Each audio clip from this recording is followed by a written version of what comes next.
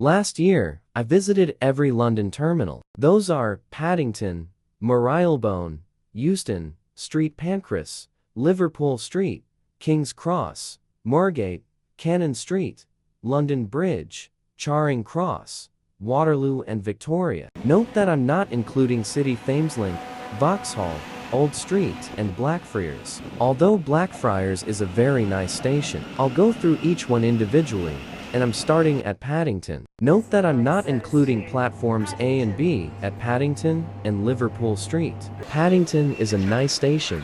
It's quite big with 14 platforms, and it's the third busiest station in the country with 69 million passengers last year. I really like the roof here. It looks quite nice. The main waiting area is directly in front of the platforms, and it's easy to get from there to the platforms. Some platforms have barriers, but platforms 8 and 9 do not because of the Hammersmith and City and Circle lines, and I believe there's a few others without barriers. Also, all barriers at platforms 6 and 7 are wider as these platforms are for the Heathrow Express. Trains here include the Class 800 and 802, the 387, and sometimes purple trains. Unfortunately, platforms 11 to 14 look quite ugly, as the main roof doesn't stretch here. This place is dark and dingy. Platforms 13 and 14 is also a bit of a walkaway. It has the Circle and District lines, Waterloo line, and a separate station with the Hammersmith and City line.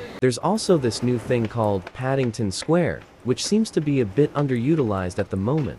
However, I really like this space, and it has Gales and Pret, so it gets my approval. Overall, Paddington gets 4.5 stars. It's only ruined by platforms 11 to 14 being so ugly. Next up is Euston. This station is the 10th busiest in the country with 40 million passengers. Despite having trains to Birmingham, Manchester, Liverpool, Glasgow, Edinburgh and several other places, it is less busy than stations like Bond Street and Tottenham Court Road, which only have Elizabeth line trains. This station is known for being bad, with the ugly waiting area and the race down the ramp to get to your train. It's almost necessary to check real-time trains to find out where your train is. The platforms and the concourse don't look very good, and the tube station is super busy with all branches of the Northern Line and the Victoria Line. I think the station is a little bit overhated.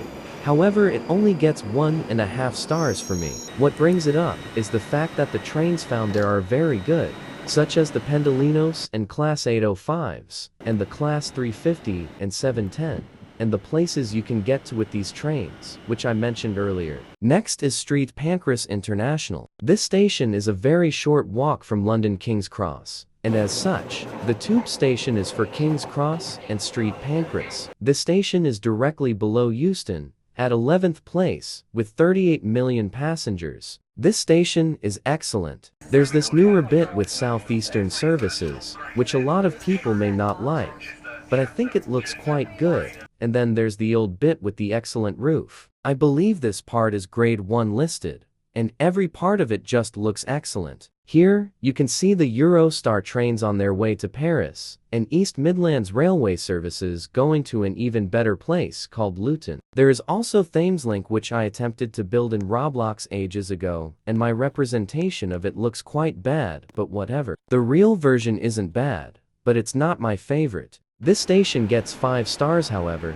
This used to be my favorite station in the UK, but now, Blackfriars has taken that spot, which is just 3 stops down the line on Thameslink. Next up is the busiest station in the UK, Liverpool Street. This station had 98 million passengers, which is a lot of passengers. This station isn't the best visually, however it doesn't look the worst. There is a nicer bit with the roof, and then a worse bit without a nice looking roof, but I don't think it looks that good. More functional than fun, really. Greater Anglia and London Overground serve this station, and occasionally the Elizabeth line and C2C, with Class 720s, 745s, 710s, and occasionally 345s, 357s, and sometimes Greater Anglia Class 755s come here when there's a shortage of 745s. This station gets 2 stars from me. I just don't think it is very interesting, although it does have connections to 4 different underground lines. 3 of them are basically the same. Next up is King's Cross, which is the 14th busiest station at 27 million passengers. That's less than Whitechapel or Farringdon, despite having trains to York, Edinburgh, Newcastle and Glasgow. The station looks very nice, with the old roof looking quite good, and then a new bit stuck to the side which also looks excellent. What I don't like is how there's so many exit barriers. But to enter, there's like 8 barriers for all platforms. The entry barriers are always congested, and we definitely need more entry barriers. There is another way to enter, next to the first class lounge, but that doesn't have much capacity at all. The first class lounge here has been redone, but I'm not focusing on first class lounges because I don't know what most of them look like. Trains here include the Class 800, 801, 802, and 803, so a lot of Hitachi trains. But there's also trains that will be going nowhere, and Desiro cities and Electrostars. I like the station, both the old bit and the new bit looks nice. However, the entry barriers is a huge issue, and that's pulling the station down to 4.5 stars. This video was supposed to end here, but I don't want this to be 3 parts.